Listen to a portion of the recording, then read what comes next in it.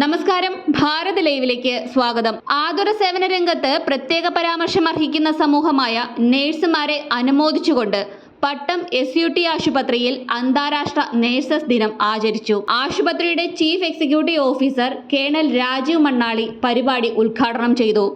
രോഗികൾക്ക് മികച്ച പരിചരണം നൽകുന്നതിൽ നഴ്സുമാർ ആശുപത്രിയുടെ അഭിമാനമാണെന്നും അവരുടെ സേവനം വിലപ്പെട്ടതും സുസ്ഥിരവുമാണെന്ന് അദ്ദേഹം ഉദ്ഘാടന വേളയിൽ പറഞ്ഞു.